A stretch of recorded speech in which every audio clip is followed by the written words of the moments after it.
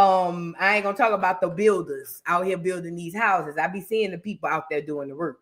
But anyways, we gonna get into that. Then also this African woman decides to tell Black American women in particular, that is, since we don't want to claim Africa, then we don't need to wear African prom dresses, which is an oxymoron. But we should wear African prom dresses and African braids. And you know, I was of confusion when I saw the video, because first of all, what is an African prom dress? Because prom and Africa don't go together, because they don't have proms in Africa. If they do have proms in Africa, it's something of the new. But prom is an American thing, a Black American thing, if we really want to go back to the history of it. So when the lady said we need to stop wearing African prom dresses, the oxymoron really took me for a loop in my head. And then I said, well, what? Then she turned around and said, we don't need to wear African braids. Now, that was the one that got my wheels spinning. And we going to discuss it. So listen. It's a lot going on. The full moon got the people acting crazy. Now, this video was before the full moon. But still, I synced it after the full moon. So in my opinion, this lady got the full moon, or the full moon got the lady acting crazy. We're going to discuss some real history, and we're going to do some straightening around here on what belongs to Africa and what belongs to America, okay? Because what we need to know is, and what you need to know is, for history, for the longest and recent, the last 400 years, we have been putting the cart before the horse by putting Africa before America. And I keep telling y'all that don't go like that. Flip it around. It's America, then Africa. You see, this here is the motherland, not over there. And you see it in your everyday life. But we're going to discuss how we've been failed and taught to put the cart before the horse by saying Africa this, African that, and then we're going to relearn how to put the horse before the cart so we can get to going. Does that make sense? Yeah, we're going to get to going. We're going to talk about all that. We also have Keke Wyatt, son. He came out and exposed the fact that his mama used his cancer diagnosis as clout, and also told them that he got it because he was loose-wristed. Now, we've seen Keke Wyatt and all her churn. She got about 25 of them heifers. You feel what I'm saying? And I had said it from the beginning. Nobody listened to me. Sorry, I dropped my pen. But I said it from the beginning. I picked it up with my foot. I said it from the beginning. Oh, the oldest ones raising the younger ones. Because, see, I have this thing about me where I could just see situations and kind of look through them. And when I saw Keke did a show years ago with all them churn, and I seen how stressed out the oldest ones look, it was immediately in that moment I knew Keke shitting out the churn because the oldest ones raising the younger ones. But not to here nor there, we gonna discuss the son coming out, you talking about his mama exposed him and why I believe everything he say and why Keke need to be stopped. Both having children, and she need to be stopped abusing them churn emotionally and verbally and all that. We're gonna discuss that. And then also we have to discuss what I told y'all the other day, because it is happening, but y'all already know what time of day it is. Young Thug's calls released on Mariah the Scientist. I told y'all that was gonna be the grand finale. They released more calls on some more people, but the Mariah the Scientist one really is the one that hit them hard. But I told y'all that was gonna happen. I said they're waiting to save her. You know what I'm saying? Because they're trying to dismantle all his relationships. So before we even get into the segment, I want to start off by saying I told y'all niggas. I told y'all niggas. I told y'all niggas. Y'all thought I was playing, but I told y'all niggas. I did. I know what I said. I was there when I said it. But not to hear nor there. Not to hear nor there. We are gonna discuss Thugger and his troubles. You get what I'm saying? So y'all come on in, hit the like button, and subscribe down to the channel, okay? Y'all, hold on really quickly. I have a few things I wanted to I think I have a couple of these here. Honorable mentions. Hold on, y'all. Y'all get the likes up. Oh, yes. Here go one. There you go. I have a few questions. Y'all get the likes up on the video. So here we go. Summer Walker got her a clear man, and he looks to have money. Okay. Now I don't know if he does, but if I'm smelling through the computer, he looks like he have a few dollars in his bank account. Check him out. You guys right from each other. Wow. Oh, man. Together, guys. Summer. Right in the middle. Summer, there you go. Give her a kiss. Right here. Whoa. And then, Summer, can we get a single real quick? The fastest. You guys right from each other. Wow. So Summer Walker popped out with her new clear man who probably have a fetish for black women but got the money to complete the fetish. And I'm here for it. Let me tell you why. First of all, I believe that black people should be with black people. But for the ones who do want to stray, I don't have an issue. But if you do stray, I feel like leveling up is the only way to go. Now, the reason I'm calling this leveling up is not because this is a good man, Savannah, nor because I believe this man genuinely gives a damn about Summer Walker. See, right now, God has placed a gift in her hands, and now it's up to Summer to either run with the baton or lose the race. Now, I don't think that Summer is as intelligent as I want to believe she is, and she's gonna I don't think she's gonna take advantage of the situation the way in which she should. The reason being is because the young girls are slow as turtles. No shade. But y'all don't have no game. You know what I'm saying? The few of y'all who do, y'all stay out the way. But the ones who don't typically be the loudest, she gonna fumble this bag, you know? And like I say, if you're gonna go outside the race, go outside the race that fits inside your pocketbook. And this man could be her, she could be a little Anna Nicole to this clear man if she play her cards right. But knowing Summer Walker with these new girls, with the feminist thing, talking about they don't want no man and they independent and all of that, she's gonna fumble this bag. But you know, hopefully he run across a young black girl who can take the money and do right by it. You know what I'm saying? But neither here nor there. I saw this. People started talking. Some are saying that Summer had to go to the clear people because no more niggas wanted her. I didn't believe that. But then I thought about it. I remember when she first came out, she was musty or something like that. Wasn't she? Was it Summer who was musty? Which one of them said they don't take no bath? Put it down in the chat. I know I ain't heard no lie. Now I might not have remember who said the lie or said what they said. But one of them came out here talking about they don't be taking no baths and all of that. I thought it was her. Yeah, they say it was her. Okay, there you go. Okay, well, so yeah, they say the niggas don't want it, and you know I'm not gonna say what I was about to say, but they say that this is a better fit for her. You know, neither here nor there. Shout out to Summer. I don't know what's going on, but please, if you would like to each one teach one, please, Summer, don't fumble this bag. Teach the young girls how to survive. See, Anna Nicole taught the clear girls how to survive in that type of water. The ball is in your court. I need you to turn into Serena Williams and knock it out the park, please. Do not fumble this bag. Please, girl, call me if you need somebody to coach you. Please don't fumble this bag, but I know you will. You're going to disappoint me as you always do. Oh, I can't stand these churns. Girl, let's move on. Let's move on. You know, Kris Kardashian wasn't all bad. That's all I'm going to say. Kris Kardashian realized that she had a slut for a child and said, why would I waste all these goods? I might as well coach her. And I'm not over-exaggerating because them heifers was getting abortions at 14 and 15. They words, not mine. Oh, yeah, did watch the Kardashians at the very beginning. Her, Kim, Kourtney, and Khloe. Well, I don't know if it was Kourtney. No, Khloe. I don't know about Khloe. But for sure that Kim and that Kourtney was hot in the ass. Yes, they was. And Kris said, well, shit. They hoes.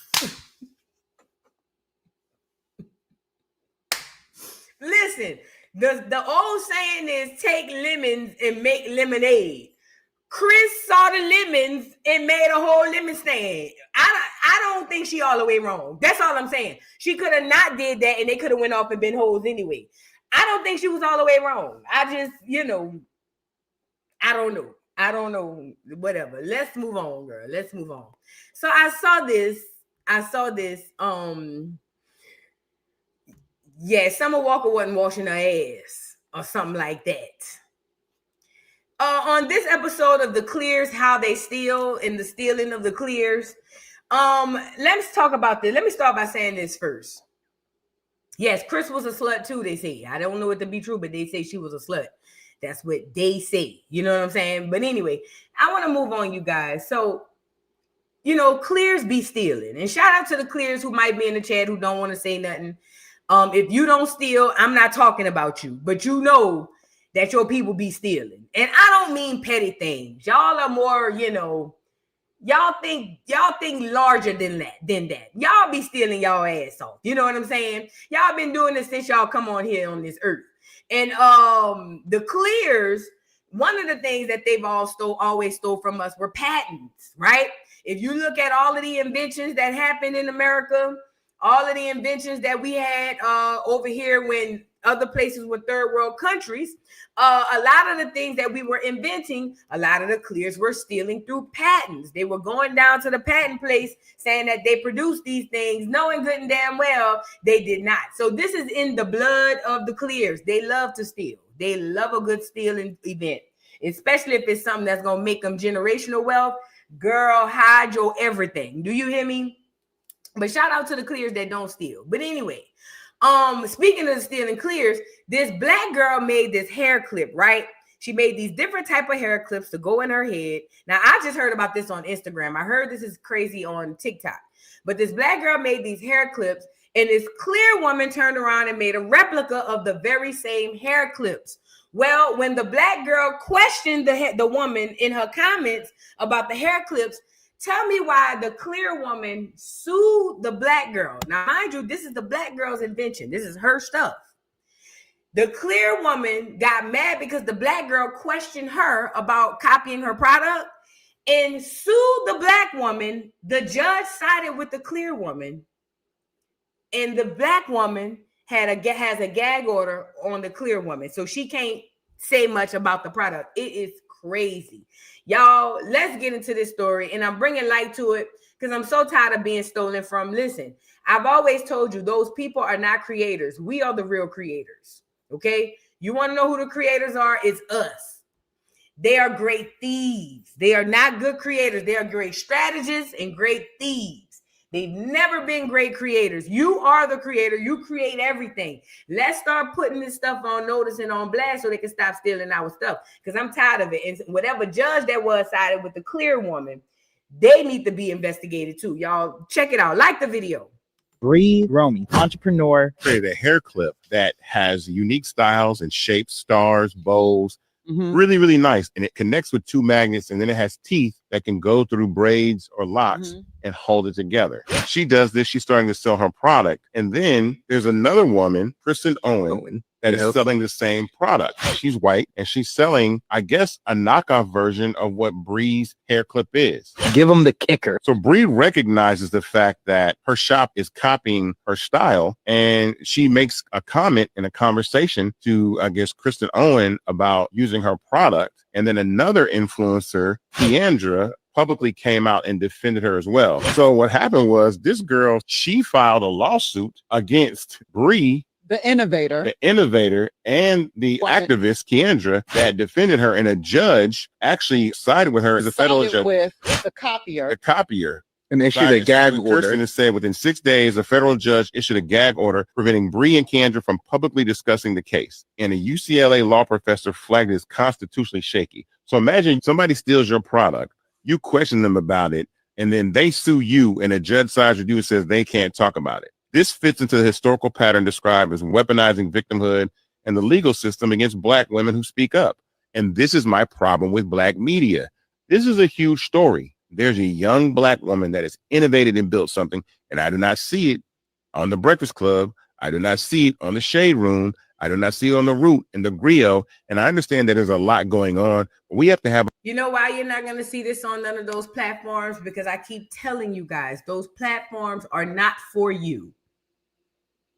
Those platforms are government agencies designed to keep you confused and emotionally charged. That's why they either talking about some celebrity gossip or they over there gaslighting y'all on political news. That's all they do. Those platforms are not for you. I don't care what you think.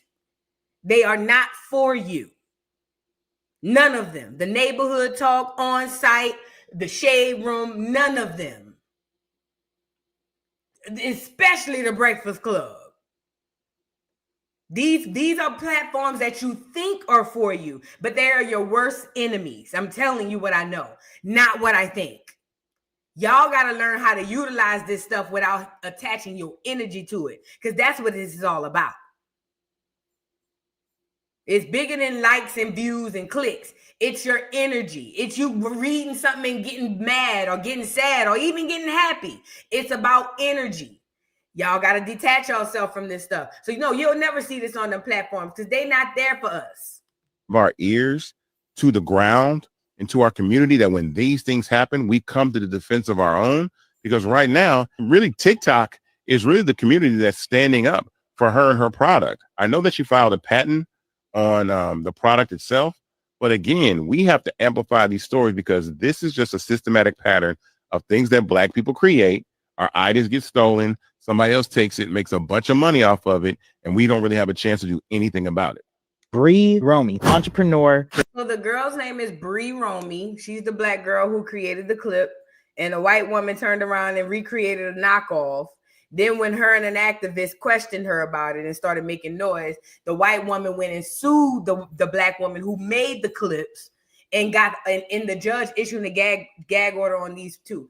This is historic, okay? This is what they do. This is historic. But this needs to be talked about. Her name is Bree Romy. You could probably search it up on TikTok. One thing I can say we got to start doing is patent our stuff. Before we even put it out there, patent it. Before we even tell anything about it, patent it. Before we even, when the thought comes into the head, God damn it, patent it. You see what I'm saying? We got to start protecting ourselves. We just have to.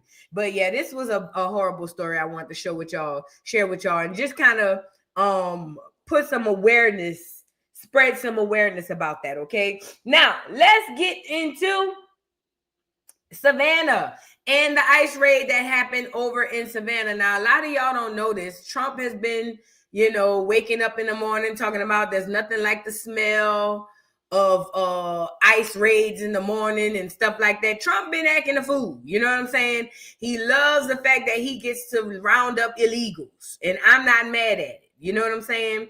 Now, apparently in Savannah, there was this ICE raid, and it was a multi-agency operation targeting illegal employees and federal crimes in Georgia. Oh yeah, we about to get into it. And let me tell you something. See these quote unquote white collar crimes, because that's what they would try to call it.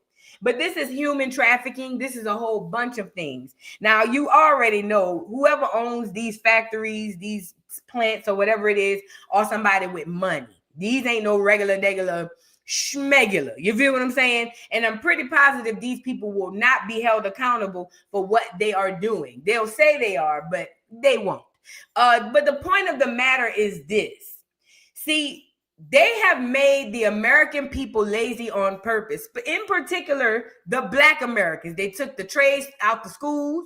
They did all types of things to put out behind a computer and inside the house to make us quote unquote lazy or make us not more workers. And then they turned around to save money. This is what the corporations do. Then they turn around to save money and make more money on their own end and go grab all these illegals and bring them in. Then they'll flip it on us and gaslight us as the public and say, well, they doing the work you don't want to do. But it's not necessarily that. For those of us who aren't lazy, you don't want to pay us. And that's the real gag, right? So now when it comes to these companies having all of these illegal workers, you're not going to tell me that this is not known. A company don't get to be having hundreds of illegal workers in their midst and don't nobody know. It's about the politics of it all. It's about it's about do as I say and not as I do, right? But the point I'm making is this. It's one thing to have illegal workers, which is still a bad thing on the American citizens. But for Black Americans in particular, these illegal workers, they don't just come by themselves. A lot of times they bring family, friends, all types of stuff. And guess what? The way the government has been set up in the past 4 years, your tax dollars, the money coming out of your pocket has been the ones funding this. I think all of this illegal crap need to go. I have been promoting calling ICE since we got on here. I am not one of those people who believe in giving away my land. This land belongs to me and my people and the people who look like me and the people who come from here. I don't believe in just giving away my land, right?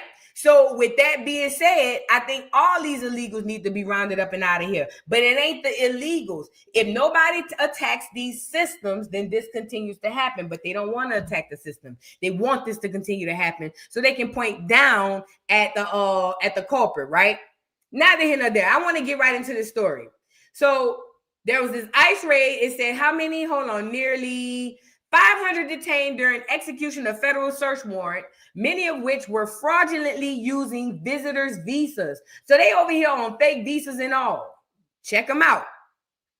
It says ICE special agents in collaboration with federal, state, and local law enforcement partners executed a federal search warrant on a company on September 4th as part of an active ongoing criminal investigation. This operation specifically focused on serious allegations of unlawful employment practices and other potential federal crimes. As a result of the initial investigation, 475 individuals were detained. The coordinated action brought together the expertise of Enforcement of Removal Operations, Department of Labor of Inspector General, FBI, DEA, U.S. Customs and Border Protection Office of Field Operations, U.S. Border Patrol, Bureau of Alcohol, Tobacco, Firearms, and Explosives, IRS, and the Georgia State Patrol. Damn, who else? ICE emphasized the importance of lawful employment practices and welcome companies seeking to invest in the United States while adhering to the law. It says we welcome all companies who want to invest in the U.S. and if they need to bring workers in for building or other projects, that's fine. But they need to do it the legal way, says Special Agent in charge of Homeland Security Investigations in Georgia and Alabama, Stephen N. Schrank. This operation sends a clear message to those who exploit the systems and undermine our workforce will be held accountable. The individuals arrested during the operation were found to be working illegally in violation of the terms of their visas and or status. It says people on short-term or recreational visas are not authorized to work in the U.S. A green card holder from Mexico was arrested after being determined to be removable from the U.S. based on multiple criminal convictions. Green card holders can be removed from the U.S. if it is determined that the subject has qualifying criminal convictions. The individual has convictions for possessions of narcotics, possessions, attempt to sell of a stolen firearm, and theft. These can suffice to make a green card holder removable. As this is an ongoing investigation, additional arrests and charges are possible. So this is one portion of the story, and I have a video I want to show you, but let me tell you something. Like I said, there's absolutely positively no way that this company had 475 illegal workers there and nobody knew about it. Don't let the news and this government fool you because they like to play in your face. They like to make it seem like, oh, we were just diligently doing our job and we found the bad guys and we caught them. Look, guys, don't believe that. It be so much politics going on behind the scenes with this stuff. You will never understand. Y'all check out this video about these ICE raids. Y'all get the likes up on the video too.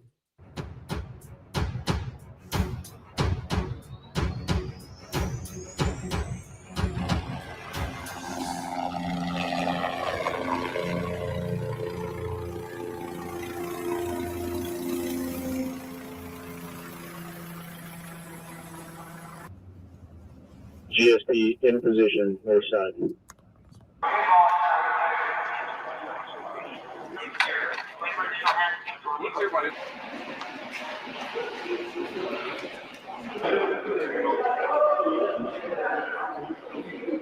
Keep coming this way, please.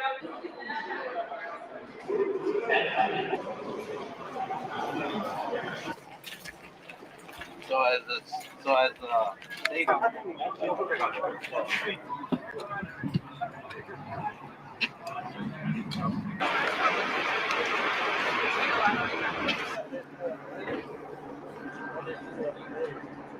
Now I heard they was paying these people upwards to $20 to $22 an hour, because I was talking to some people out here yesterday.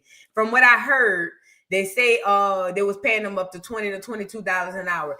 Do you know what that means? If they were paying them $20 to $22 an hour, do you know how much they would have to pay an American to work that job? This is how much money the company saves by shipping in hundreds of illegals. Because if it's only $22 to them, then an American will probably want $42 or $50 for probably the work that they're doing. But they're cutting costs like crazy by using these illegals. And that within itself is a crime, a federal crime. Trafficking and everything. Let's get back into it.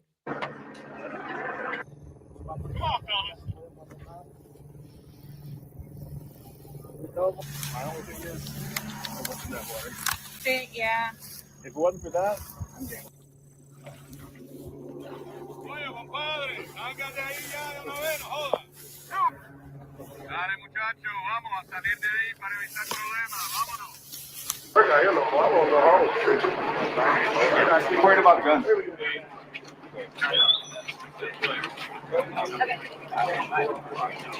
Any weapons with you?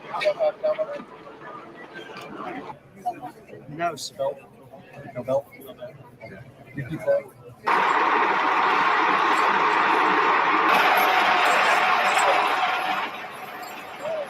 And them the Asians I heard about. They say they were Korean, huh? Ain't that what they say? They were some of the Koreans? Them the Asians over here. I seen some Mexicans, but who bought the Asians? Somebody help me out. When did they get here? I didn't even know the Koreans snuck in through the back door. Ain't nobody said nothing to me. We over here looking at the Mexicans and the Koreans done backdoored us. Girl, this is a shame. This is sad. Send them back. Ship them back, Trump.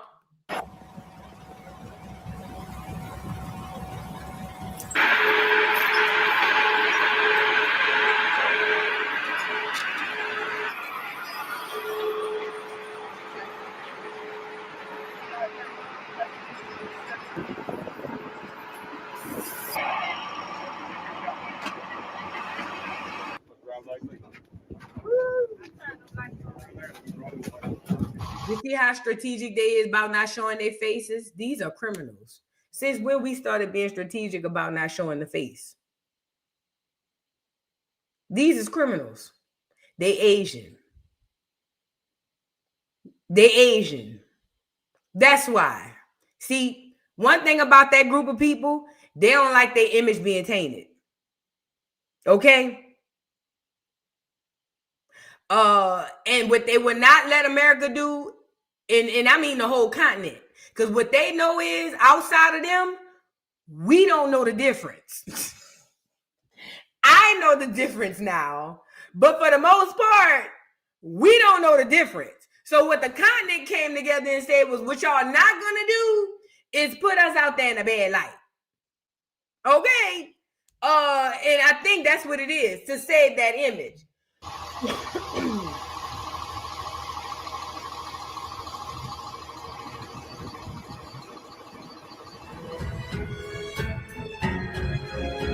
So there you go, y'all. Tax dollars at work. They got the Asians. I mean the aliens. I mean the illegals. They got them up out of here. But whoever owned that company, they ass need to be in jail. But I bet you that won't happen. I bet you that won't happen. Let me tell y'all something. When it comes down to these raids and stuff, let me tell y'all something, man. First of all, this is all for show. Most of this is for show. It was almost like when they was rounding up them quote unquote Russians. This is all for show.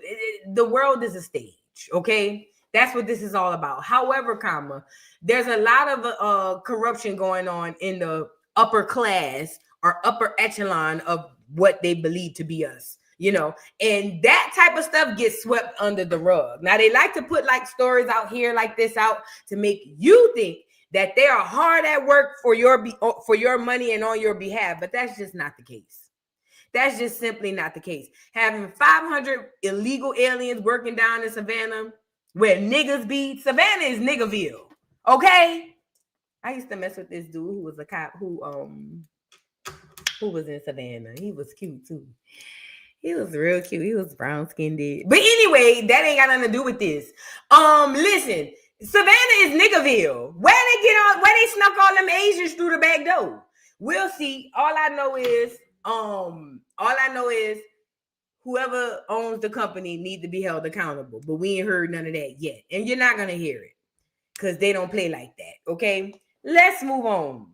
Girl, I caught a little flashback, girl. Little chocolate little thing I was messing with back then. He a police girl. He married now, so I guess I shouldn't be thinking about all of that, but it was a time. It was a time, you know what I'm saying? Anyways, let's move on. Yeah, girl, he was brown-skinned. Mm-hmm. He was definitely brown-skinned. Definitely brown-skinned. And he had like a... Let me stop, girl. What am I on here doing all of this for? Girl, let's move on. Let's move on. Savannah just, you know, it's a nice place. If y'all never been, go to Savannah. It's nice. It reminds me of New Orleans, too. Let's move on. Let's move on. All right. Now, I want to move to Keke Wyatt and her little child. Girl, hold on, y'all. Get the likes up on the video. Get the likes up. Girl, I almost got caught up. Let me move on. Let's move on. Keke Wyatt and her son. So, okay, this is what happened. Keke Wyatt has been having TV shows like about her family off and on for a while now. A lot of people don't know that. But Keke Wyatt, I remember she had a reality show about her family maybe about 5 or 6 kids ago. You feel what I'm saying? Or something like that. I can't remember. I don't know how many kids ago it was, but it was a while ago. Anyways, let me flip the other screen. Anyways, Keke always been, you know, out about her children. Well, her oldest son, who's gay, which we saw it when we saw it on the show, but her oldest son was diagnosed with cancer. And Keke had put a post out about it, you know, solicited the prayer warriors and things of that nature. And she had, you know, got a lot of support for that. Let's get into a little bit of him being diagnosed and a bit of what was going on at the time, y'all. Check this out. At 14. I knew that something was wrong. He was losing weight very rapidly. I kept telling her, Keke, something's wrong. She said, well, Mama, you just came from the doctor. That's Keke mama. Now, can I just be honest? Can we talk? Can we have a conversation, an honest, open conversation about Keke? Between us. We ain't got to tell nobody. This is just between us. Just all us on here. This is between us. So, I'm always squinting my eyes at Keke. And I never could quite put my hand on why, but I've always knew it was something to do with this clear mama right here. You feel what I'm saying? Now, it's not to say that Keke's clear mama is a bad person, because I don't know this. But I've always been skeptical of the clear women, you know, the clears who hang around the black people and get the black cut and talk black and be in the black church. You know, them type of clear women. There's a staple one in every hood. Those clears always make me squint my eyes. Well, Keke, even though she is a half and half, she's very niggified when it come down to the church, which in a normal situation wouldn't be a situation of cause for concern. But every time I see this clear mama right here, something just gives me a pause for concern, and I get to squint in my eyes. Now, I'm saying all that to say, when things started coming out about Kiki from the churn and things that they were saying, it started to have me connect dots in my head.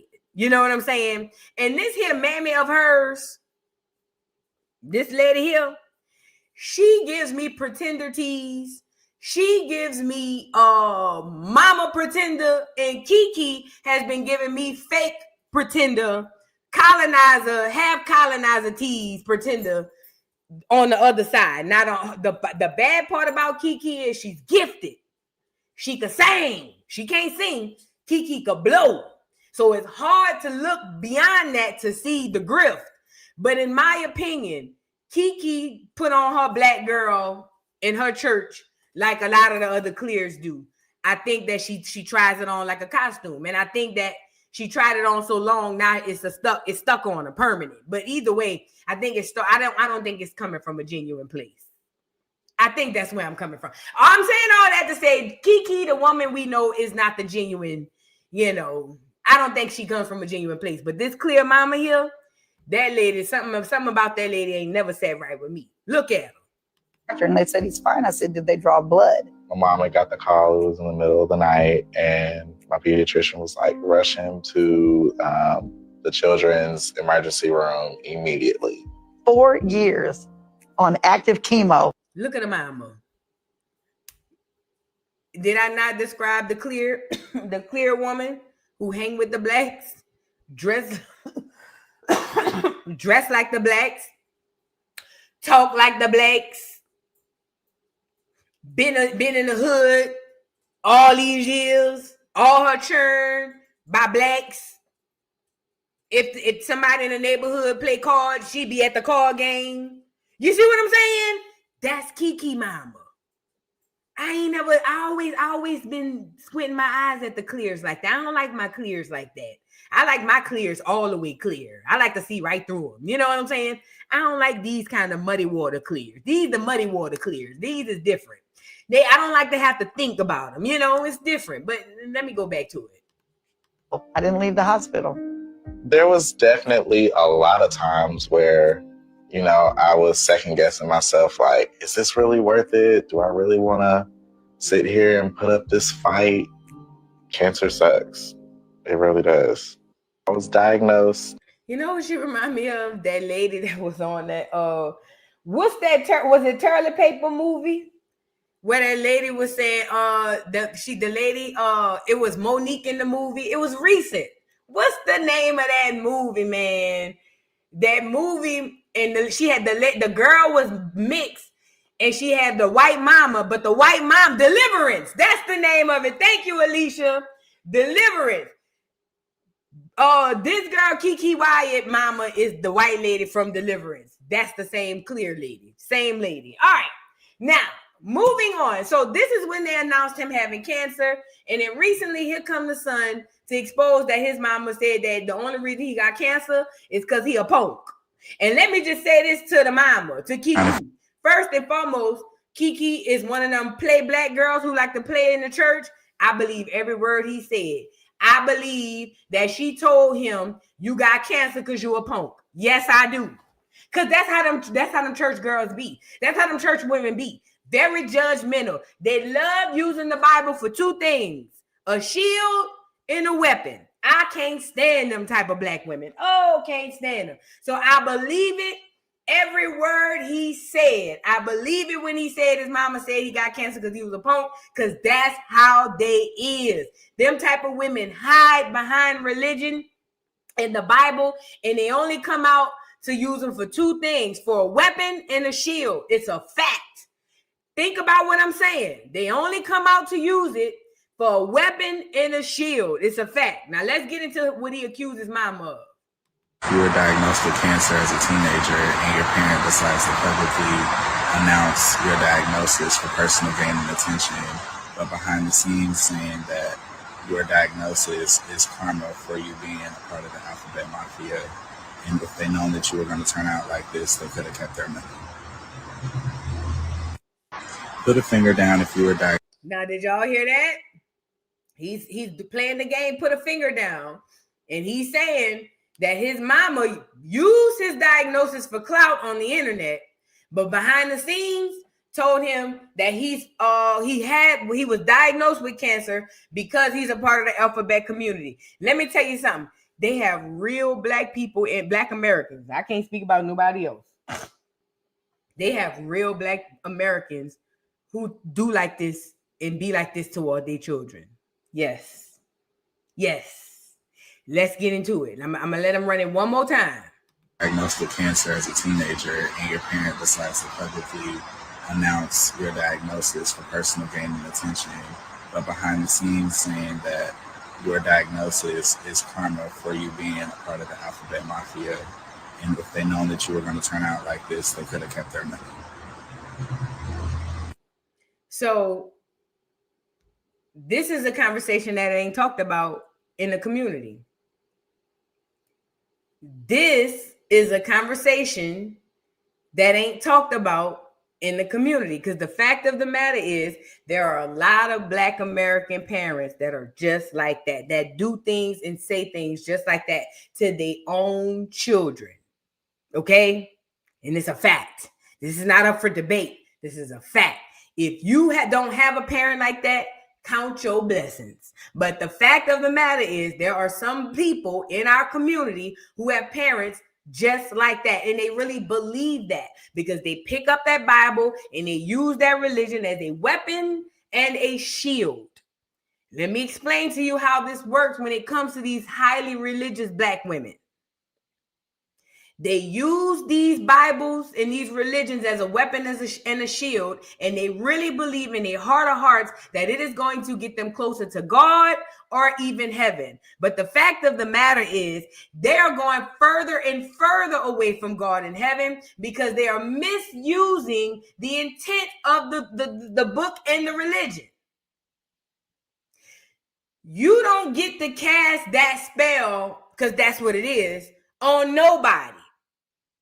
You don't get to say that's why you got a terminal illness because of the life choices you make. You don't have that power. But a lot of people get behind the shield of this religion and that Bible, and they really get the false feel that they have the power to tell other people that. And let me tell you something. These people think that they are great people. The people who talk like that and cast demons and spells on people just because they don't agree with their lifestyle, those people really in their own heart of hearts, in their weird, twisted mind, think that they are good people. And they really believe that they're going to close their eyes and be in favor with the Most High. I actually feel bad for them type of people. I don't think that it's fair that they get to inflict they venom onto others. But I will say to the young man, I feel bad that he had to hear this from his mama, especially from your mama. You can't imagine how I feel to hear somebody say something so heinous and then it be your mama. Most people don't come back from that. I believe every single word of what he says. Keke Wyatt is one of them fake ass religious women who play with God, who play like they are religious and highly favored. Don't let the fact that Keke get married 10, 11 times to make it seem like she ain't a slut. She's a whore. Okay? She one of them fake ass church members who live outside of the book, outside of the religion, and at any given moment when she get upset, uses the Bible and the religion as a shield. But the Most High got a special place for them. You got to know that. And then when Keke came out with her response, I knew for a fact she said what he said, because she wouldn't even address the fact that she didn't say it. Let's get into Keke's response after the video. Keke ain't shit, and I don't give a damn how good she sang. I've been squinting my eyes at her since I seen her. Since the moment I laid eyes on her. Let's get into what Keke had to say in response to her son outing her. I will publicly address this one time only. Right then and there told me that Keke gonna double down on her shit. Let me tell you something with people who think like this. Let me tell you something. Like I told y'all at the beginning of this segment. People who use the Bible and religion as a weapon and a shield in their warped, twisted minds, they really think that they're on the right side of this thing. They really think that they're doing good by casting evil onto others. But what they don't know is a lot of that stuff returns back to sender. See, this is why people like them be jacked up in their real lives. You see what I'm saying? So when they talk like, I'm going to address it, they come from a sense of arrogance because they really believe in their heart of hearts that they right. So then she goes on to say, I love my son. I love all of my children. I love all people. Anyone who truly knows me understands there is not a homophobic bone in my body. Says a lot of parents until it's their child. Then it says, like any parent, every day is not sunshine, but my love for my children never changes. I kindly ask that you respect our family, keep us in your prayers, and allow us the privacy to move forward in peace. Love y'all, Kiki. That told me whatever he said, she said that shit. And Kiki don't feel no sorry ways about it. Because a mother who wouldn't dare say something like that would have came out and said, that is a bold-faced lie. I would never say that about my child. I love my child. I would never associate him having something that's out of his control, such as cancer. I would never associate that with his lifestyle. That's what a mother who wouldn't dare utter those words to her child would come out and say. Not, oh yeah, mind your business. Let me and my children figure it out. Kiki is an evil bitch. And it all starts to come forward in full circle as to why I've always squinted my eyes at her. She has a beautiful voice. Kiki has one of the most beautiful voices we've ever heard, but she's a dirty, evil bitch. And I said what I said. She ain't nothing but a baby factory. She probably not connected. Hello? And when I say connected, I mean emotionally, spiritually, mentally. She probably not even connected to none of them children. That's an evil little bitch. And you got to know the venom you spit gonna come back on you. And you got to be a dirty, low-down mother plucker to speak that type of venom to your child under any circumstance. And I will never make an excuse for it. Under no circumstance. You got to be the dirt below the ground to speak to your child like that. You better hope the shit don't come back on you tenfold. But yeah, I say what I say. I never did too particularly care for Kiki. I think she's a great singer though. Love her music. You and I together for always. But I don't rock with no Kiki. Goddamn highlighter. Don't rock with her. Ain't gonna rock with her. Anyways, let's move on. He was talking to grown men. What happened? Who was talking to grown men? What happened? What happened in there? What? Because I haven't watched the show. Yeah, religion is definitely poison. He was talking to grown men. What the? Oh, you talking about the movie? Okay, I thought you were talking about the boy. I'm about to say what? Anyways, yes, Avant definitely put her on. Avant definitely put her on. Yeah, we wouldn't know her if it wasn't for Avant. Now, don't get me wrong, she took off after that, but he put her on. Let's move on, y'all. Get the likes up on the video. Get the likes up on the video. Now, let's get to the segment of I Told You So. Young Thug. Girl, what is going on with Thugger Thugger? With his little gossiping tail self. He's such a gossiper. He's such a girl. He's such a girl. Do we want to get there yet? Wait, hold on. We don't want to get to the Mariah, the scientist one yet. Hold on. So Thugger has been exposed again. First of all, let's start here. He's been on this podcast speaking, right? He talked about Gunna. He talked about Woody. He talked about a lot, okay? I think this is Thugger trying to get his side of the story out. I don't know. But the fact of the matter is his image is tainted in front of the masses. Nobody looks at Thug no more as a thug. Let me explain.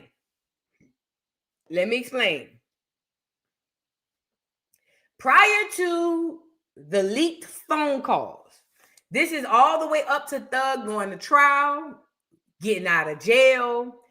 Prior to the leaked phone calls, Young Thug still had a reputation in America and amongst us, his peers, as a guy who was kind of stand up, got his stuff intact. He had a little shaky ground, but for the most part, he was one of those dudes that automatically got respect because most people assume that he has earned some sort of respect. But then soon as the jail calls start dropping, I told y'all after maybe the second or third one, I said, oh, I see what they doing. Because remember, I'm a chess player. I don't think for this move. I think how this move is going to affect 10 moves down the line. So when I saw about the second or third person come out and they exposing, I said, oh, I see what they doing.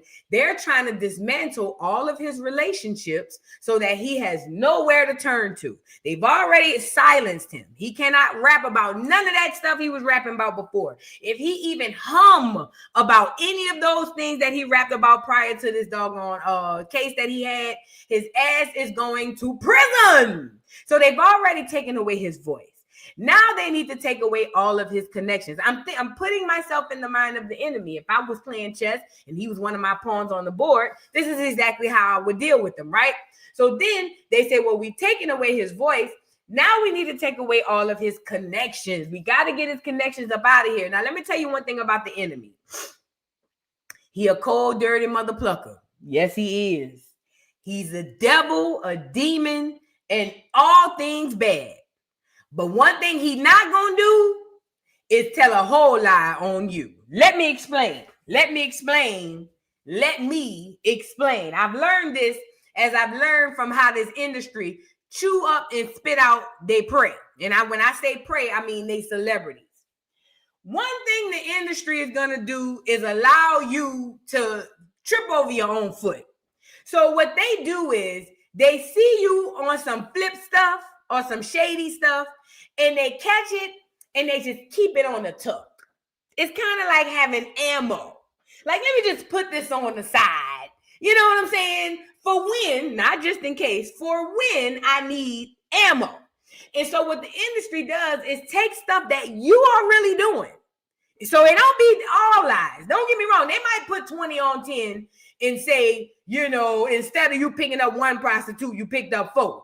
But the fact of the matter is your ass was out there picking up prostitutes. They're not going to tell a whole lie on you. So what they do is use your vices against you to make the very people who they build you up in front of to make them not like you. So what did they do with Thugger? Thugger turns out to be a little biatch, chatty patty, a loose-lipped, lisped nigga. You know what I'm saying? He one of them niggas that get on the phone and lay on the sofa and prop his feet up on the top of the sofa and cross them on the phone with the bitch. You feel what I'm saying? So what you doing? While he twists the little the cord, the phone cord in his hand. You know what I'm saying? He one of them type of niggas. And what the enemy realized was, oh, we don't gotta set this nigga up. Just set up the recording. He gonna do it himself. And that's what they've been doing. So every time this nigga got on the phone, even though he knows, because he's a crash dummy, that all these phone calls are recorded, even though he knows, because he's a stupid dummy, that he's Young Thug. You're not just a regular prisoner. You're Young Thug. Any and everything you do is under a microscope. You had to know that even if the enemy, the industry wasn't going to try to tell you now, it was some bitch on the other side of dispatch listening to your phone calls trying to sell them bitches to TMZ. The reason I know that is because I'm messy. If I worked down to the jailhouse and I worked at dispatch, bitch, I would have been recording every single phone call trying to get it to TMZ. You are Young Thug. You can't just be moving how you want to move. But when you stupid, you do. So what does Young Thug do? Get on the jail calls and he get the talking and chomping at the bit about everybody. Dragging for Woody, dragging for Gunna, dragging for Future, dragging for who else? Andre 3000. This nigga dragging for everybody. And we starting to look at our beloved Young Thug and we saying, wait a minute, he's a gangster. Wayne told us real G's move in silence like lasagna. Now that was a double entendre, but the part of it that he was trying to say in relation to this was, if you really a gangster, you don't be on the phone running your dick suckers. That don't go like that. But seeing this side of Thug has chipped away of the Thug image or imagery that he had prior. Now, I never saw a Thug. The reason being is I don't see a Thug that wears a dress. I don't see a Thug that paints his nails. Now, I'm not saying that a man who wears a dress or paints his nails is gay. I'm not even saying a man with face piercings is gay. I'm just saying a lot of gay dudes be having face piercings and things like that. But that's not what I'm saying. The point I'm making is I've never associated a thug with those things. Now, I live down the street from Atlanta, and I have been told from people he really is outside in these streets. He really is about that life and this, that, and the third. But my eyes was telling me a different story. I'm sorry, y'all. I didn't see it like y'all saw it. So when his image starts to dissipate, it's to me like sound about right, because I never saw what people saw. But I understand this industry and I understand propaganda. The same way they created Drake. Let me tell y'all something. The uncomfortable truth is most of your celebrities that you know are created characters, especially within the last 10 years. Okay. Most of them. Thugger is another created character. And one thing about this enemy, they can create the character and they will tear it down in the very same breath. The very audience they will create the character in front of, they will tear your ass down in front of that very audience. We see it happen over and over and over and over. We shouldn't even be surprised at this point, because Thug was never the image that you thought he was. That was propaganda. That was the machine making you think that that character was really who he was. Who he really is, and this is no shade if you're a Thug fan, but what he really is a bitch ass nigga who like to run his mouth.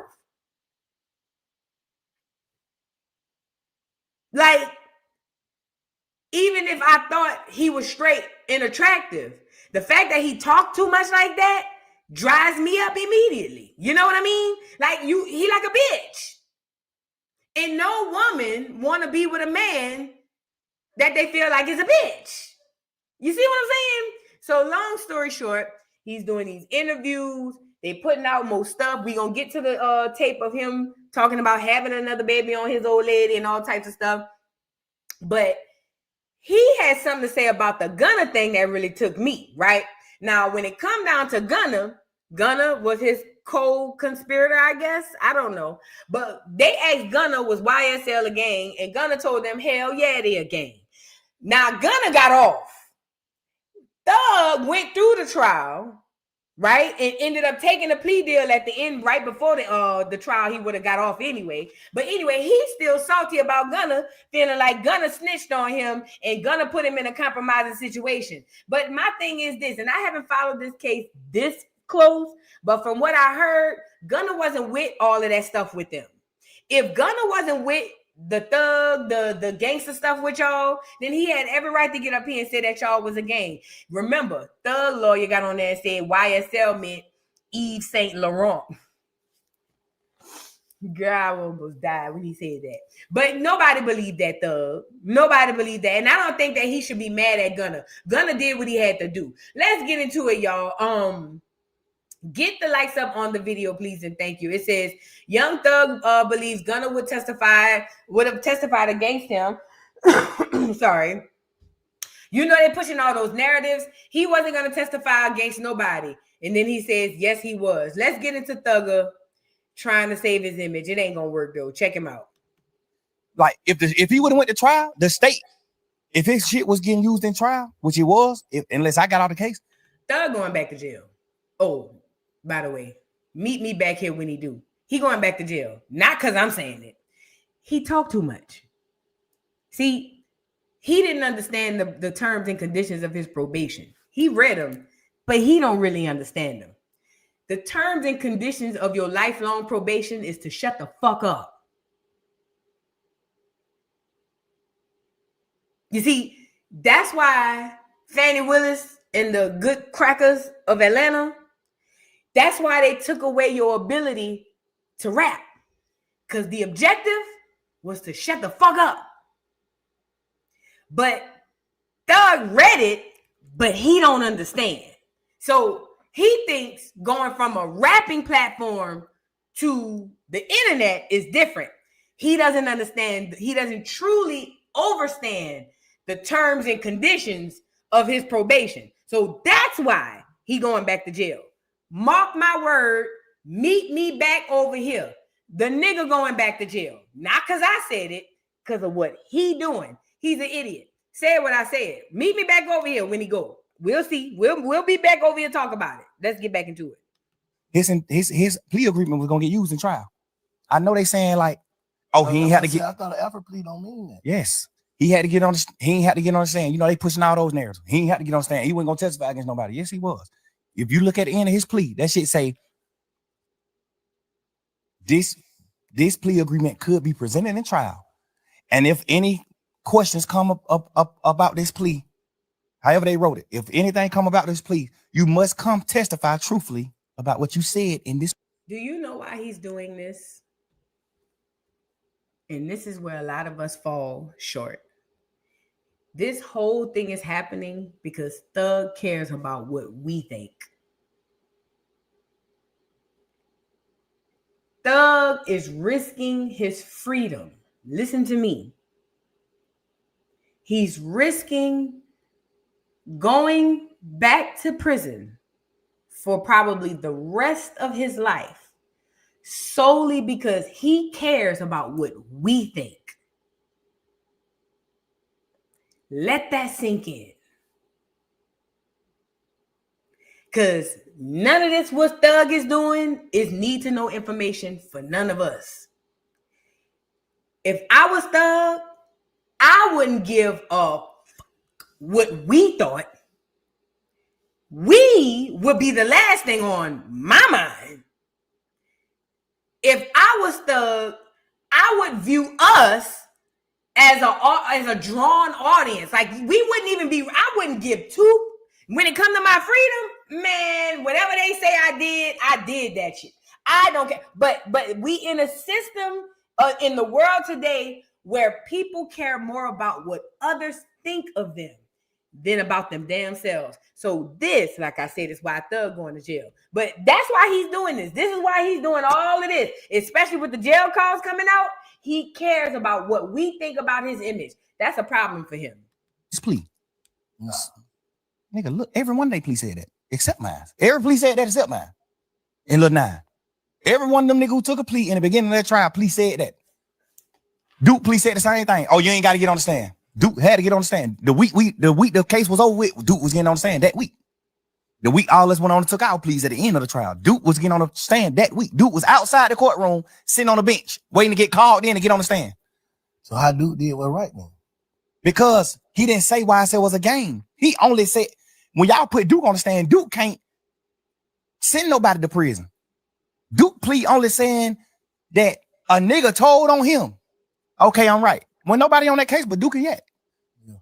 Only thing Duke plea said was, this nigga Yak told on me, and I'm just agreeing to it. Because you could, like, if he would have went to trial. Yeah. This is like a episode on the Boondocks. See, a lot of people don't see it like that because they're looking at this as entertainment. And the reason I say people look through the lens of entertainment because Young Thug is an entertainer. But this is the dumbest, stupidest thing I've ever seen anybody do in my entire life. You are volunteering to go on these platforms to run your mouth all because you care about what we give a damn about or what we think about you. He going to jail. He going back. Oh, he definitely going back. It's not a if, it's more or less of a when. He going back. But the point of that is, it's just like he's on here to talk about who told, who didn't told. From what I'm hearing about from Woody said Thug was over there telling. All All y'all niggas is telling. And I heard y'all was over there bent over, which I've been saying that. This is, listen, messy. As a woman who's messy, niggas is messier than the women in 2025. This is disgusting. All this because he care about what we think. And no matter, and you know what's worse about this for Thug? Nothing he gonna say make him look better. Because Gunna is somewhere quiet, minding his business. Nothing Thug could drag till the life comes out of him. It's not gonna go in his favor.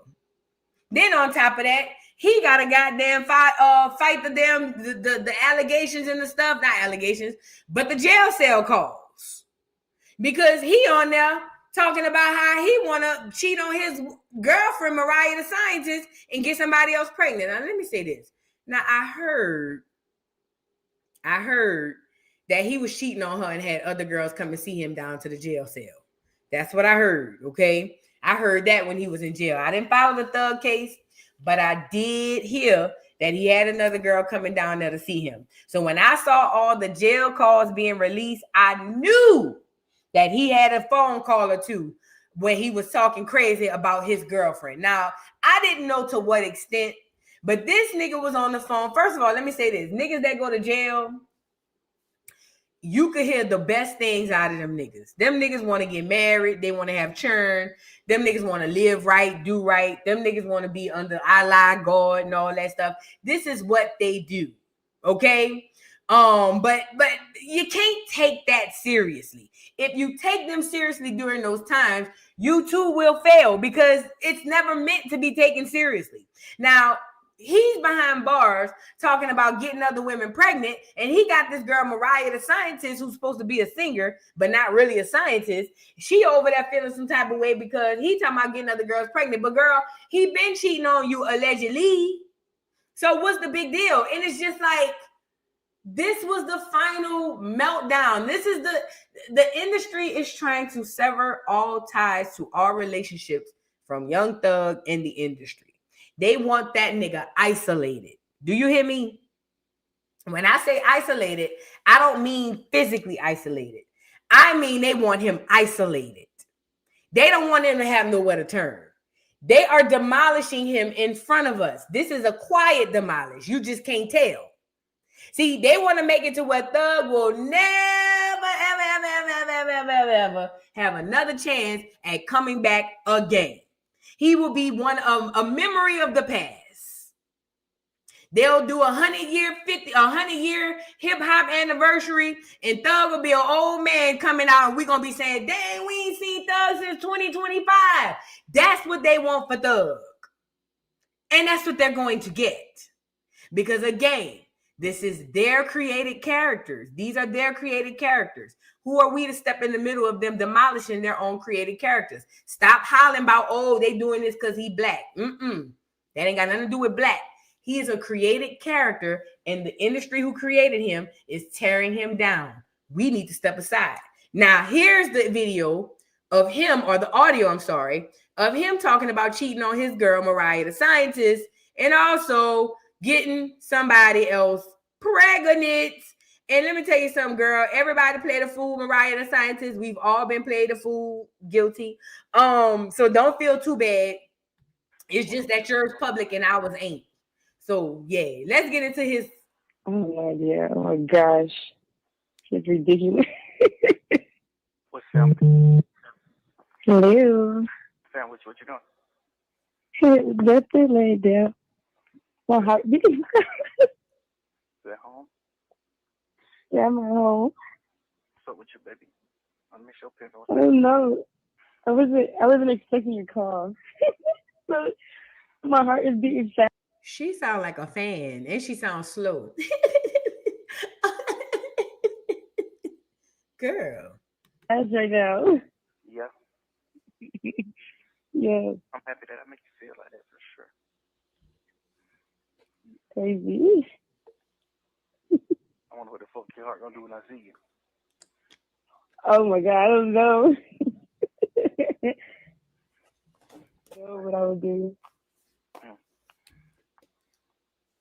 I wonder what Oh my gosh. You said what?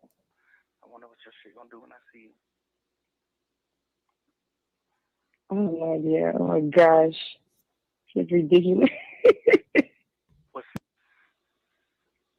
Why do you think it's ridiculous? I like it. I mean, it's good, but like, it still happens. Like, what?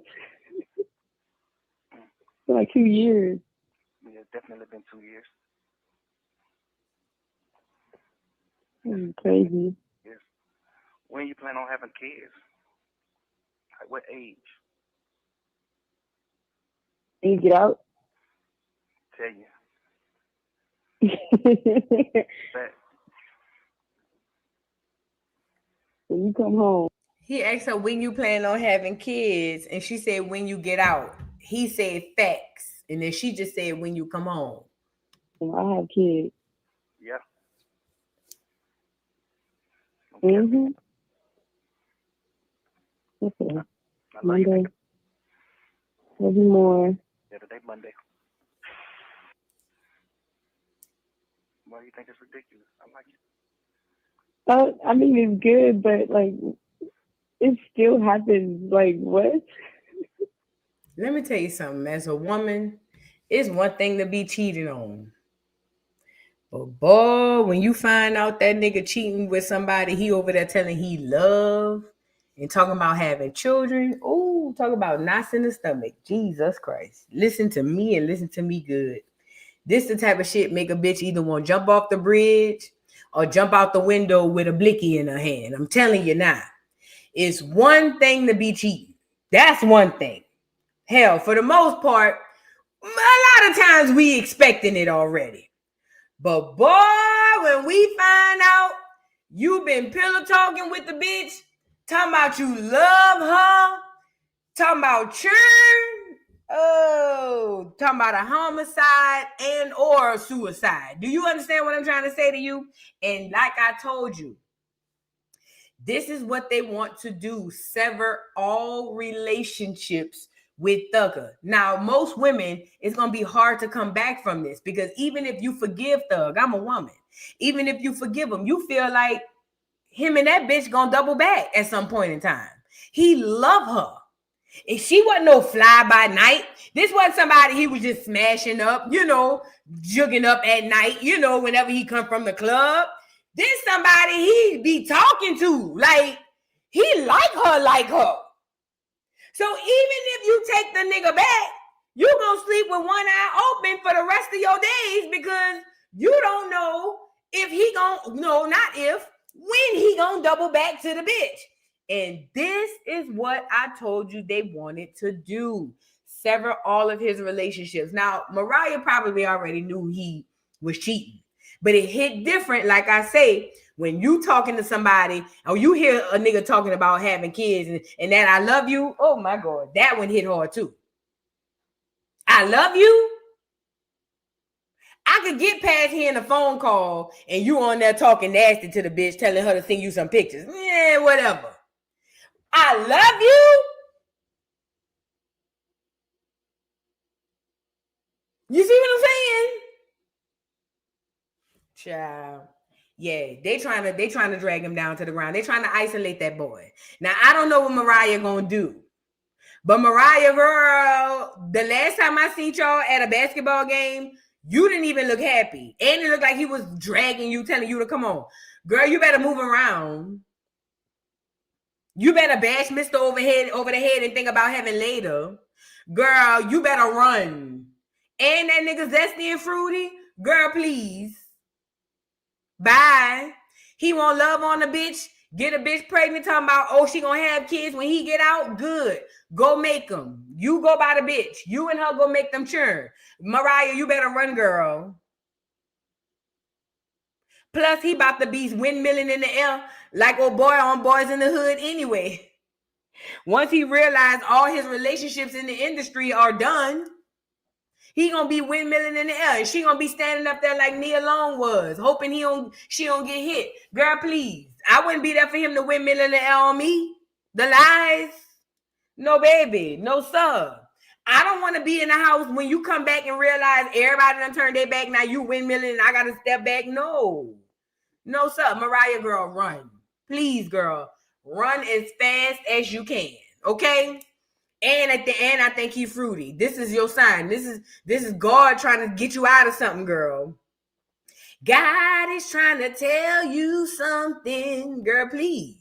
Trey, thank you for the super chat. Says Vu, I can't see this. Let me look down right here. Vu, the Asians been flying under the radar. They have. He says they taking over the whole hood in Staten Island. What? The Clears be worried about us, but they are taking over. They taking over the hood in Staten Island. What? Yeah, we got to watch the Asians. We got to watch them. Thank you so much for being a member for 13 months. I appreciate you, Trey. Sassy Brown, thank you for the super chat. Says, fun fact, Kiki's mama was a consultant for Glenn Close's role in Deliverance. Love you, Vu. For real? Makes sense. They should have just hired her to play the role. She would have did it naturally. They should have just got Keke Wyatt mama to play the role. Quiet as it's kept. Thank you so much. And Pure Joy, thank you for the super chat. Says, Vu, I've known some of the most notorious gangsters to ever walk the streets of Harlem. I have never in my life seen such putty niggas right in my life. This is sad. Facts.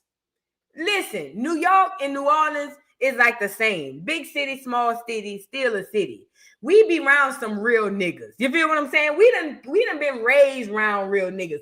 We done came across rubbed shoulders, maybe even slept with a few real niggas. So when we see the fake niggas, it's hard for them to pass off the real nigga for the fake nigga. You see what I'm saying? And a lot of these rappers, a lot of these industry people that they pass off for real niggas like Boosie and all that stuff, I just be like,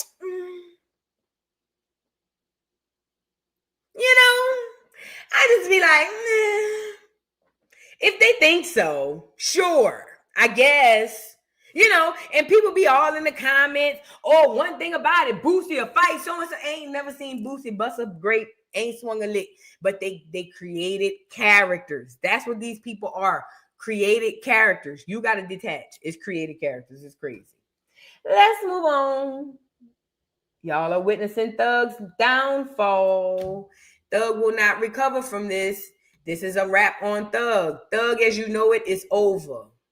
It was over when they let him out of jail. Y'all just didn't know it. But yeah, it's a wrap on Thugger.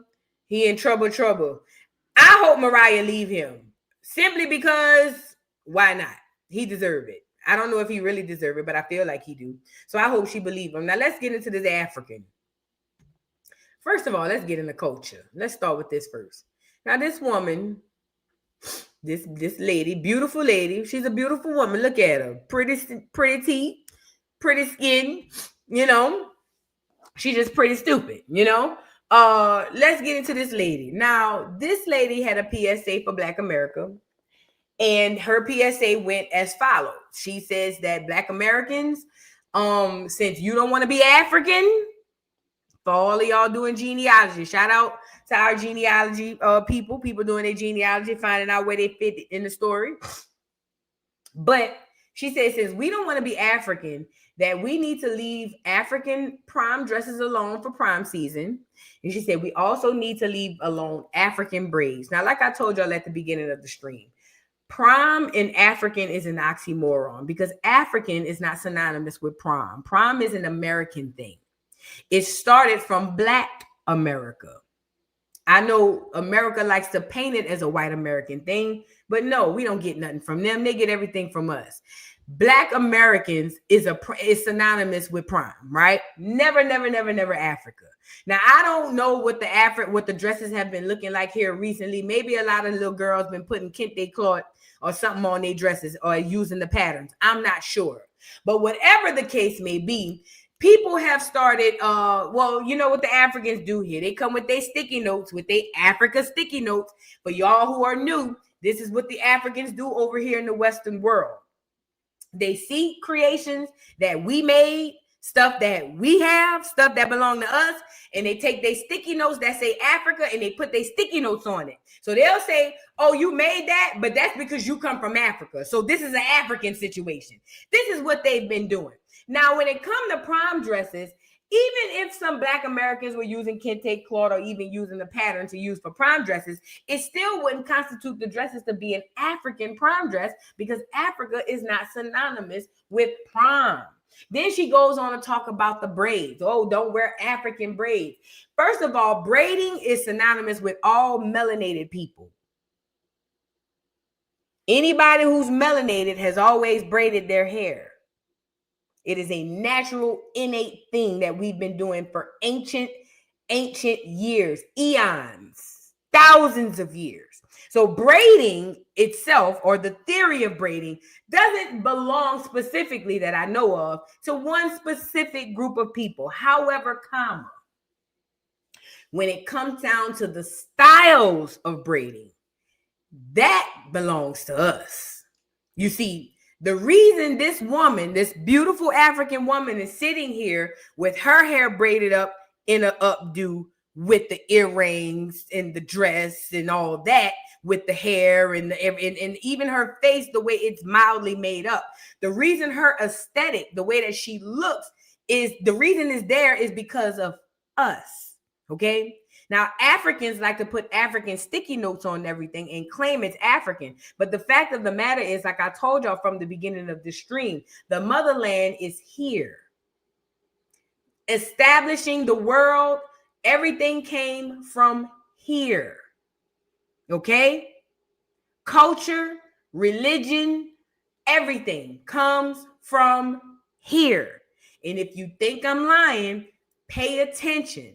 There's nothing new under the sun. Everything you did has already been done. Why is that important?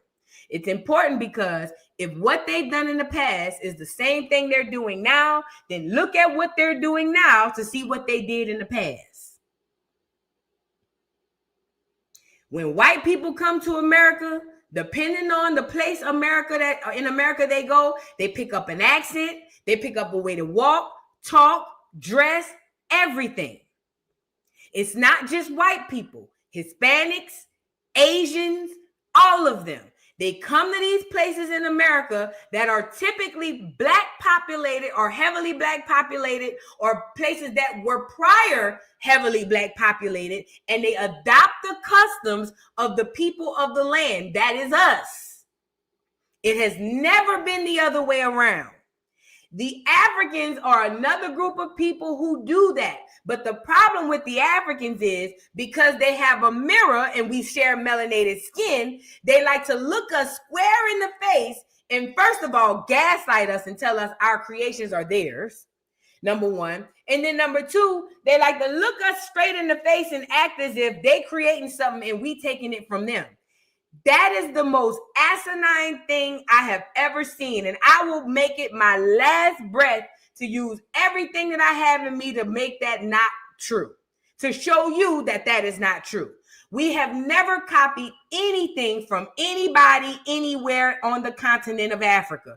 Let me say this again. As a collective, Black Americans, as a collective, have never, ever, ever copied anything from the African continent. As a matter of fact, when you search Black American history, what you will find is that we have hardly ever, if never, copied anything from anybody. Do you want to know why that is? We are the Most High's chosen people. He made us in his image. He created us to be creators as he is, right? So because he is a creator and he is a God, so are we. So we create in our sleep. We create on the toilet. We create in the bathroom. We create in the kitchen. We create at the bed. We create any and everywhere we go. We ooze creation because we are the only people that God said were his chosen people. So we don't have to copy nobody for nothing because we shit out our ideas. You get it? We literally could be sitting on the shitter and shit out a turd and an idea at the same time. This is how the Most High blessed us. So I want to clear that up. And you can go search this on your own time through history. Black Americans don't copy nothing from nobody. And even if you find in history where somebody can get you in an aha moment and say, you copied this, what you'll find is the thing that they claim we copied really stemmed from us in the first place anyways. But gone are the days where we allow these African people to come over here with their African sticky notes and put their African title on our stuff, number one, but most importantly, gaslight us into believing that our inventions come from them. See, like I said at the beginning, we've been putting the cart before the horse. It don't move like that. See, the horse got to go before the cart. Putting Africa in front of us is like literally putting the cart before the horse. We've been running in circles. I'm here to put the horse before the cart so we can get the going. Does that make sense? And I need you guys to start doing the same. I need you to start putting the horse before the cart so that we can take off. Because this right here, running in circles, stagnant shit, this ain't gonna work for much longer. It ain't gonna work no more at all. Now, this beautiful young lady got on here to tell us we need to stop using their African stuff that ain't never been African in the first place. Let's get into what this lady had to say and let this be a teaching lesson. Don't let her get you emotionally charged. Don't even let her get you upset. When you look at somebody who look like you, talk like you, act like you, sound like you, walk like you and all, you can't let them gaslight you into getting mad, girl. It's almost like having an annoying little sister. Go lay down, please. Let's get into the video, y'all. Like the video. Homecoming is around the corner. So FBA, if you're going to deny your roots, don't show up in an African prom dress or braids. First of all, we don't wear prom dresses to homecoming. White people do. Let's start there first. See, you already off on the culture. You see what I'm saying? Second of all, what homecoming got to do with Africa in your ass?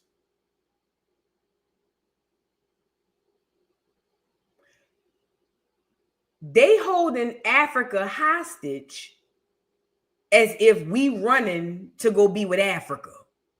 Does that make sense? It's almost like we're not going to let you say that you're from Africa, nigga. And we're going to go, oh my God, what are we going to do?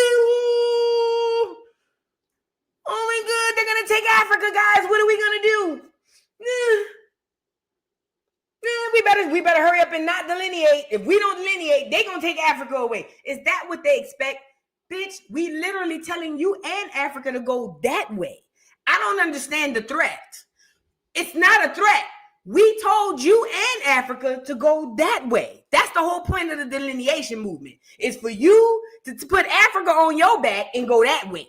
What do you mean?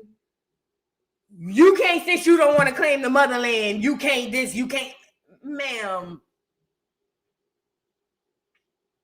After I just watched that episode of Baddies last night, shout out to Kenya, bro. But after I just watched that episode of Baddies last night and seen that orphan that them children was living in, man, watch out. Let's get back into it. Stop pretending to be something you're too scared to claim. If you're too scared to claim the culture, then don't wear the culture. What is African culture? What is African culture? This is a genuine question. Because Africa got 54 countries. So we would have to divide it into the countries. But let's just say the continent had a culture. What is the culture that we taking? Nigga, every time we get online, Africa look like America. America never looked like Africa. Even in y'all movies, they make it look like America. It has never been the other way around. What is the culture that we're stealing? What is African culture? I'm genuinely asking. Because I'm trying to find that in America. I'm trying to find the African culture in America. This is crazy. These people are insane. And she really believes she cooking. Look. Leader, keep that same energy. It's always interesting to see people who reject African identity. She talk like us. Keep that same energy, nigga. Keep that same energy, nigga. You don't want to claim the Africa? Keep that same energy, nigga. What do you mean keep that same energy? What does that even mean? Let's move on. Proudly wearing African-inspired prom dresses and hairstyle. How can Africa inspire a prom dress when Africa don't have no proms? Is it just me? Is it just, how in the hell can Africa inspire a prom dress when Africa ain't got no proms? Oh my God. You see what I'm saying? You see why I told y'all them African sticky notes are extremely dangerous? Do you understand what I'm trying to tell you? That lady said African-inspired prom dresses, but Africa ain't got no prom. How can a continent that don't have a prom inspire a prom dress?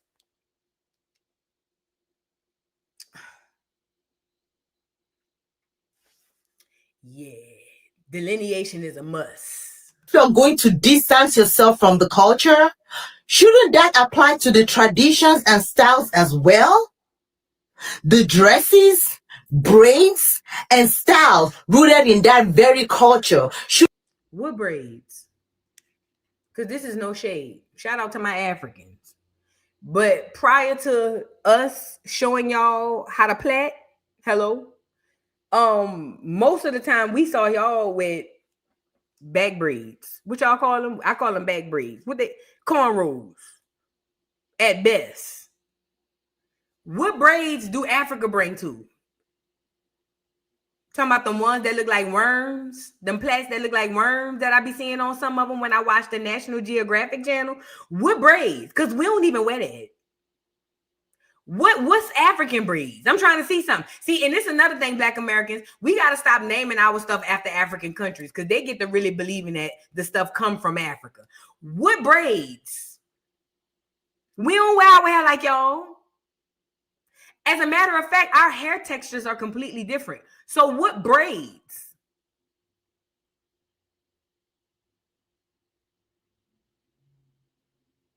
What braids? What are African? I'm dead ass serious. What are African braids? Africa don't own braids. Africa don't even own melanated people. So Africa don't own braids. Braids don't come from Africa. Braids are a natural thing that all melanated people have done all over this earth to the smallest corners of the earth. If you melanated and you got woolly hair, you braided that shit. That is something naturally innate in us. Africa does not own braids. So what are African braids? I told y'all the reason why y'all hair be falling out when they do y'all braids, because we have different hair textures. I told y'all genetically we are different. The only thing we share is melanated skin. The reason why your hair be falling out when they be doing y'all braids and y'all edges be coming out is because they have a coarser and thicker grain of hair. Their hair requires more pull than yours. So when they get the braiding and pulling off your scalp and you think that this good because my braid is going to last 3 months, yeah. But when you take them out, your hair going to go with it. You have more fine hair, Black Americans. Even in your coarse ages and stages of hair, it still is a different texture than them. That's why they pull your hair out. So again, I'm trying to figure out what are African braids, because Africans have to come to America to learn how to braid. So what are African braids? If Africans had braiding styles, they would come to America with said braiding styles and they would monopolize those styles and make all the money because they would be the only ones knowing how to do these styles. So what are African braiding styles? I'll tell you what they are. There are none. Get out of your head that Africa is the motherland. Africa ain't a motherland to nobody but the churn and shit it out. And that's the 54 countries that come up under that continent. Africa don't have nothing to do with you.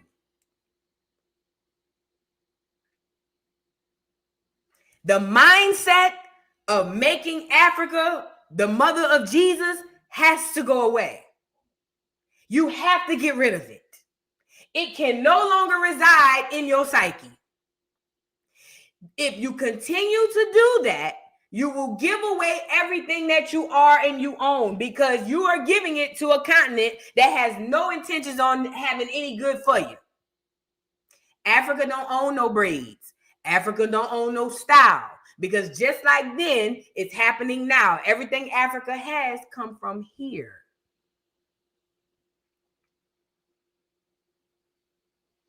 At least of value.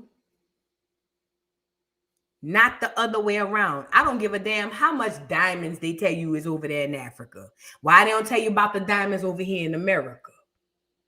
I don't give a damn how much gold they told you over there in Africa. They tell you about all that gold so they can hide the gold that's over here. You got to get it out your head that Africa is the motherland. Africa ain't mine. I can't tell you what about, it ain't mine. And from the history that I've studied, it ain't most of the Black Americans walking this here earth. Not here on this land. Okay? So let the lady finish being delusional. Shouldn't suddenly become the go-to choice. It's a contradiction worth noting. That very culture shouldn't suddenly become the go-to choice. It's a contradiction worth noticing. FBA should stick to prom outfits and hairstyles inspired by Atlantis, since that's clearly where you're claiming to be from.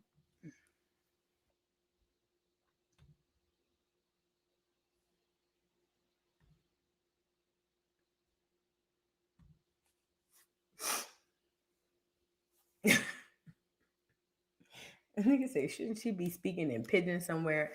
Listen, this is so tiring and it's so boring. And it's just like, girl,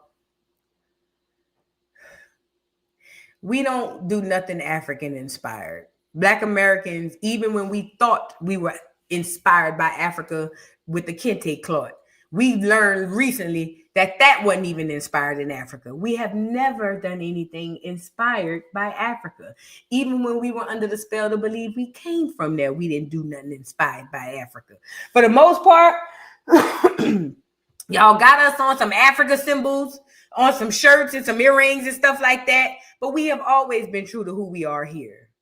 We have never aspired or tried to be like anything or anybody in Africa. Innately, we are creators. We don't copy people. We are innovators. If it wasn't for Americans, Black Americans, if it wasn't for Black Americans, a lot of people around the world wouldn't even have toilets, refrigerators, air conditioners, stop signs, stoplights, telephones, nigga, trains, cars, planes. These are all the things that were created by Black Americans. Televisions, internet, Wi-Fi, heart surgeries, surgery, doctors, lawyers, engineers. Do you understand that all of this comes from here? The everyday stuff, the light bulb, all that come from here. They would still be burning tiki torches where she come from if niggas here in America didn't discover a light bulb. I don't want to give a damn about what they say about Benjamin Franklin.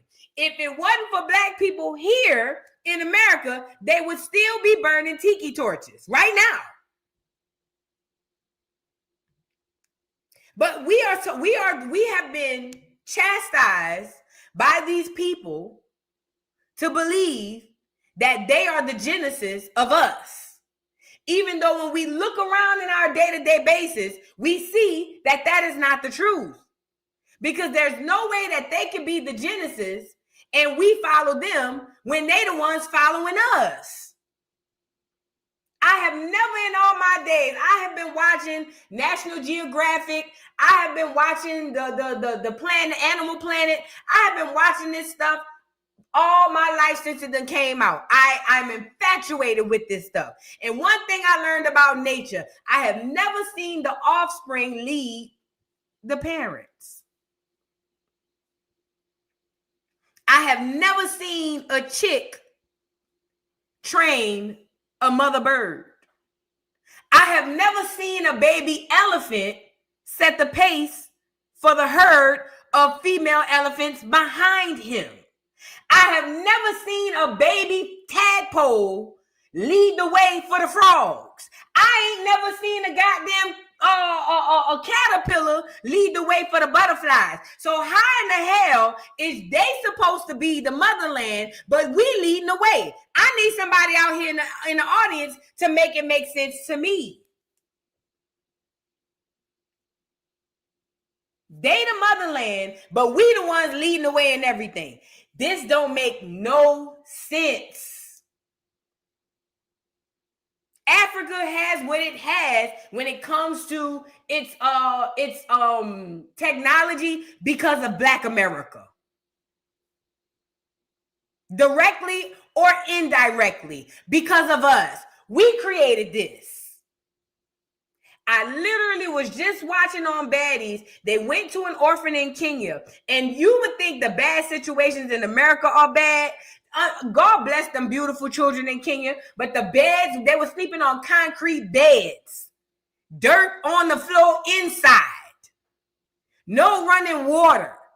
Our worst of the worst slums that we have don't look like that. Because we are creators, we are innovators. We create things to make better lives for us. We are the Most High's chosen people. And we're not going to feel bad about that. Although my heart went out to those beautiful babies in Kenya, they deserve better. What I found is in the episode was the girl said that the children were happier because they didn't know no better. And you know what? That made me feel better because I know that I deserve better. Because I'm a creator and an innovator. I am a child of the Most High. I am his favorite child. He the one told me I deserve better. But I'm saying all that to say he provided me with the tools to give me better. Everybody else has come over here to capitalize off of our better. It has never been the other way around. These clear people ain't give us none of the shit that we got. We gave it to them. They just under the illusion of giving it to us because they control the situation, because they are in charge. But they didn't give us none of the shit that we got here. We gave it to them. And it's the same thing with these Africans. All of this, don't try to be from the motherland. Don't let none of these people try to shame you into saying you African by saying, well, if you don't say you African, then you can't say you this because this come from Africa. 99.9% of the time, it's a lie. The motherland is in America, under the soles of your feet where you sit right now. And if you think I'm lying, compare the continent of Africa to the country of North America. Continent.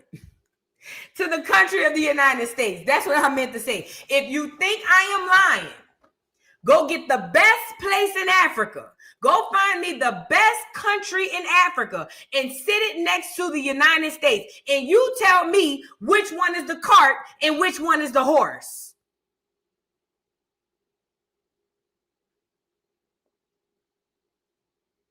I will let you go get 5 countries and put them together in Africa.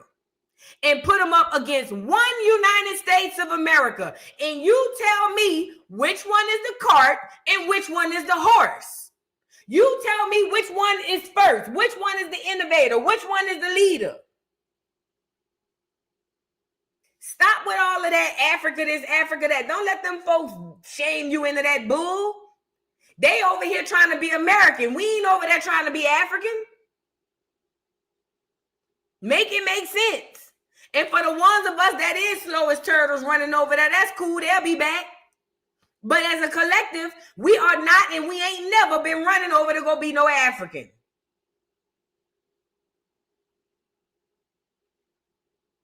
The motherland is under your feet, people. The motherland is under your feet. Everything you've ever been taught about the motherland is right here. Right here. Don't let these fake imposters, they imposters. They want to be us. They imposters. And not all Africans. I'm talking about the ones who come to the Western world and do this. The tethers. They imposters. We can't deal with them. They gone are the days where they can gaslight us into believing that we wrong for not wanting to claim Africa. Ain't no shade to Africa. Shout out to Africa, but that's just not our home. That ain't where we come from. We over here doing genealogy and finding that we got lineage that come back here before Columbus.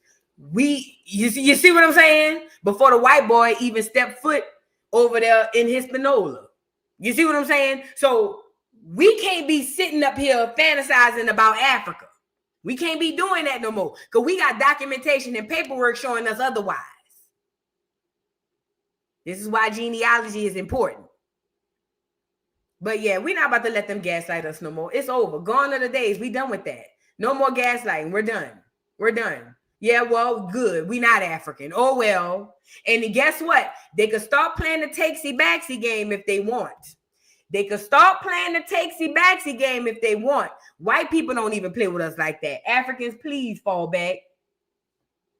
White people don't even play with us like that. Africans, please fall back. Don't play the big bank take little bank game. You're not going to win. The clears don't even play with us like that. Please don't think you can play with us like that. I'm just saying. Thank you for the super chat, Miss Keita. She says, let's not get started on braids. Whoever was doing Allen Iverson hair started a whole trend. Right.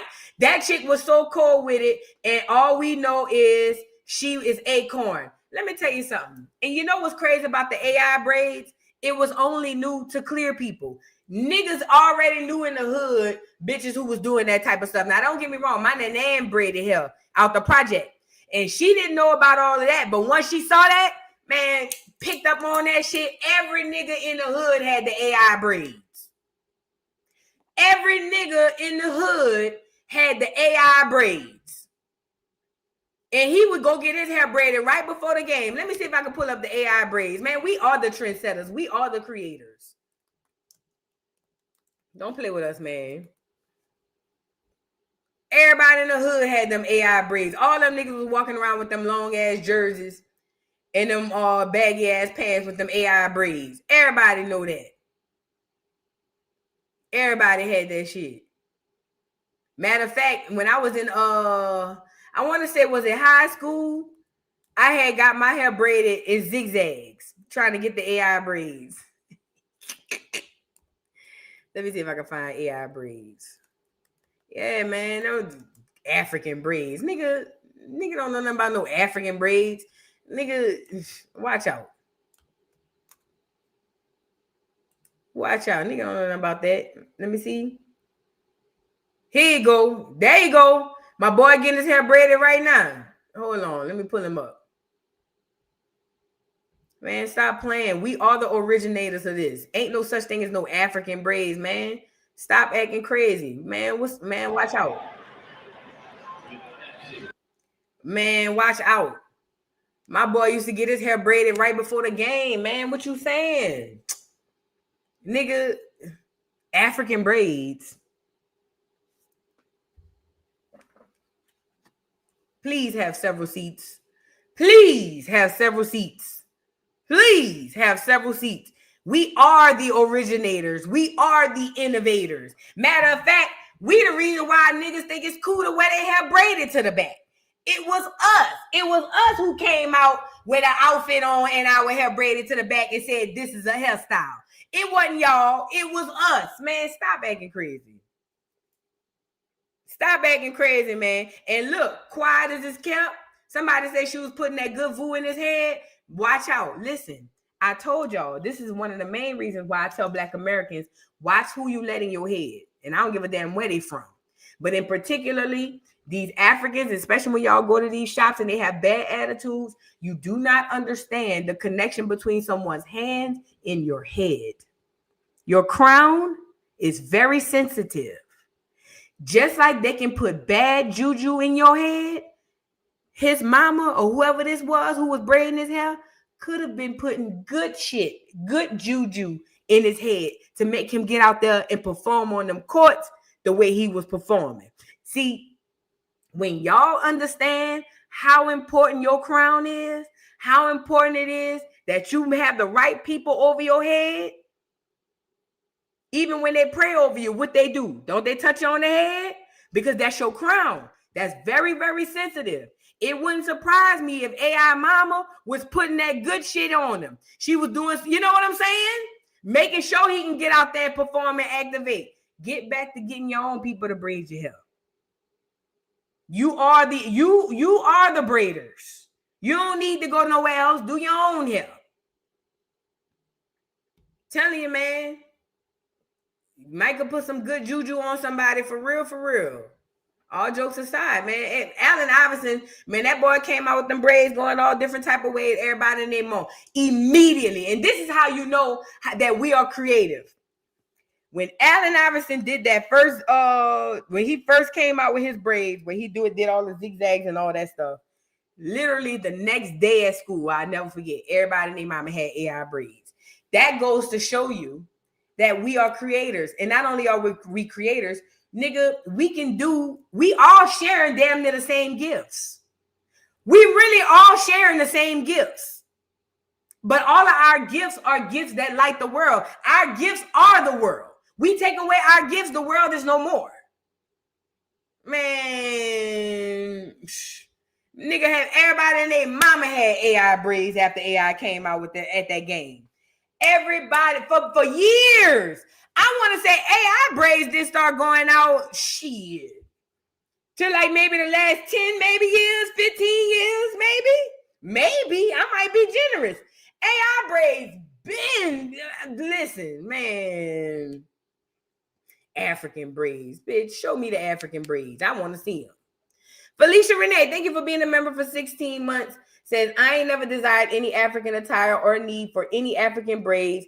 Keep up the good work, sis. Thank you so much. I appreciate you, Felicia Renee. And thank you for being a member for 16 months. Yeah, I just, that didn't too particularly sit right with me. But we got to listen. Like I said before, y'all, we have to get back in the habit of ignoring these people. They are the annoying neighbors is what they are. Trump is getting everybody up out of here. We are pro-ICE over here, and it is Black Americans first or nothing. And it just is what it is. With that being said, I'm about to jump up off of here. Y'all, Top Cat's got an event in November. Let me see. I will be in the building. He already hit me up, and I will be in the building. It's a Indigenous Foundational American Day. Did I hope I didn't. If it's not, I'm gonna go find it. Let me see. I will be in the building. He hit me up and asked me to come. I missed a few events, but I will be there. Let me pull it up.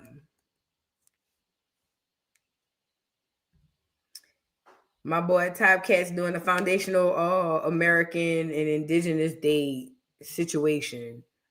All right, here we go. Let me show this to y'all. I will be pulling up in the building. They're gonna have all type of stuff going on. So if y'all interested, y'all make sure y'all pull up. I think this the video. No, not this one. Hold on.